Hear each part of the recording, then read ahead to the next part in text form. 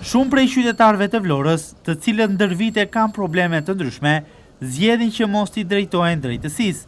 Kjo për shkak të kostos së lartë që kanë procese gjyqësore, duke preferuar që problemet e mbartura ndër vite t'i zgjidhin vetë në mënyra dhe rrethana të ndryshme.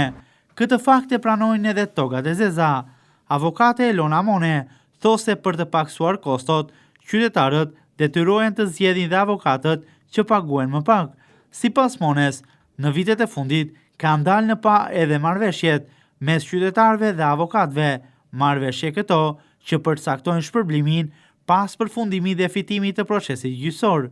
Qytetarët për të zgjidhur një problem dhe kur rruga e vetme është gjyqësori, pra gjykata janë të detyruar që ta ndjekin këtë rrugë. Në lidhje me kostot sigurisht që stepen.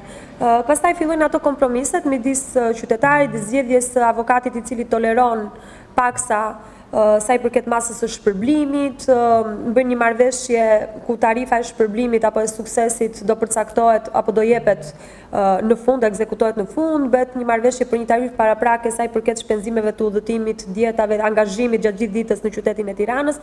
Pra, arjen një kompromis dhe marrëveshje midis qytetarit edhe avokatit në mënyrë të tillë që sipas edhe parimit të mirëbesimit që këta lidhin me njëri tjetrin, të mos ngelet edhe shërbimi pa dhënë dhe puna pa bërë. Megjithatë, në rëndom ndodh qytetarët edhe të mos nisin fare një proces gjyqësor dhe t'i drejtojnë rrugëve të tjera, siç mund të jetë për shembull ndërmjetësimi. Por që raste të rralla janë që të zgjidhen çështjet me ndërmjetësim, sepse konfliktet janë të tilla që nuk mund të mbyllen aty. Mone tregon edhe kategoritë e çështjeve gjyqësore që mbizotërojnë sot në Vlorë.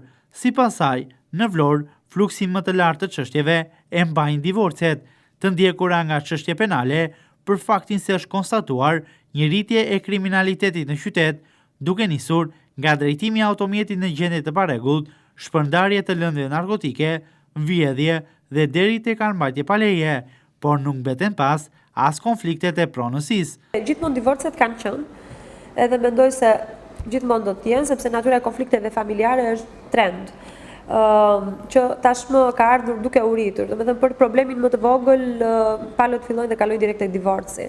Gjë që nuk është edhe shumë e mirëkuptueshme dhe e tolerueshme për shumë pasoja të tjera.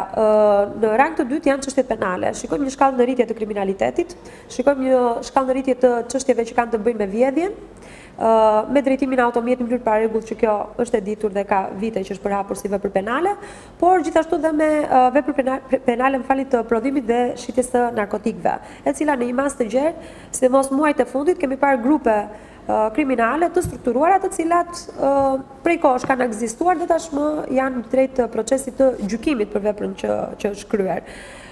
Sigurisht janë edhe çështjet e pronësisë, por kemi një rritje edhe të çështjeve që kanë të bëjnë me çështjet përmbarimore, që vijnë si pasojë një urdhri ekzekutimi, një kredie të papaguar, një debie etj. Refuzimi për të marrë ndihmë juridike dhe për të zgjidhur konfliktin në gjykat ka prodhuar shpeshherë në qytet konflikte të cilat kanë degeneruar edhe në dhunë fizike, përdorim të mjeteve prerëse dhe deri tek armët e zjarrit. Në shumë raste, shmangja e gjykatave dhe konfliktet e mëpashme kanë shkaktuar të plagosur dhe në shumë raste edhe viktima.